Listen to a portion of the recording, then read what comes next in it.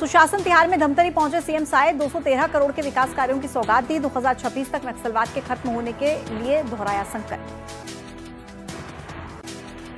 रायपुर के digital store से चोरी के 5 आरोपी arrest. 16 iPhone, 1 smart watch, 21 lakh का सामान भी जब्त। अंबिकापुर के गंगापुर में शराब दुकान खोले जाने का विरोध। रोजगार ऑफिस आने वाले लोगों को होती है परेशानी। शराब दुकान हटाने का आदेश। रायगढ़ में कर्ज से परेशान युवक ने जहर खाया। मेडिकल कॉलेज में भर्ती शख्स पर लगाया पैसे के लिए परेशान करने का आरोप। अंबिकापुर में जीएसटी के छापे से कारोबारियों में हड़कंप। गुस्साए व्यापारियों ने प्रदर्शन करके धमकी दी। दंतेवाड़ा के गीदम में टला हादसा। निर्माण कार्य में लगे ट्रक के पहिए उठे। लोगों में मची अफरा तफरी। रायपुर के रिहायशी इलाके में निकला अजगर। सरस्वती नगर में स्टेशन के पास अजगर दिखा। आसपास के इलाके में मचा हड़कंप। बीजापुर में युक्तियुक्तकरण काउंसलिंग से पहले शिक्षक संगठनों का विरोध तेज। विरोध में जमकर नारे लगाए। काउंसलिंग के बहिष्कार का किया ऐलान। कोरबा में दिन दहाड़े स्कूटी चोरी। नकाबपोश महिला ने चुराई स्कूटी। महिला चोर कैमरे में कैद। दुर्ग में गर्लफ्रेंड को ब्लैकमेल करने वाले फर्जी डेप्यूटी कलेक्टर के वाहन से पहुंचा पूर्व प्रेमी। युवती से 1 लाख का मांगा एक्सटॉर्शन। आरोपी अरेस्ट। रायपुर में भीषण सड़क हादसा। 3 ट्रक आपस में टकराए। कोयले से भरे थे ट्रक। हाईवे पर लगा जाम। धमतरी में प्राइवेट स्कूलों की मनमानी आई सामने। अभिभावक पर बना रहे खास दुकानों से किताबें और यूनिफॉर्म खरीदने का दबाव।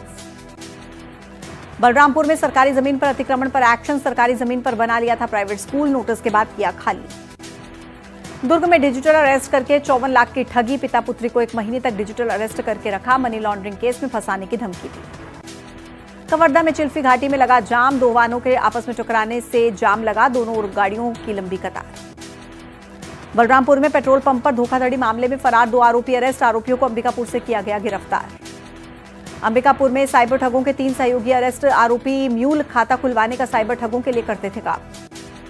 बिलासपुर में साधु बनकर महिला के साथ बेच रहा था गांजा। पुलिस ने किया अरेस्ट। घर की बाड़ी से गांजा भी बरामद। रायपुर में झमाझम बारिश। छत्तीसगढ़ के कई जिलों में बारिश का अलर्ट। ऑरेंज और येलो अलर्ट जारी।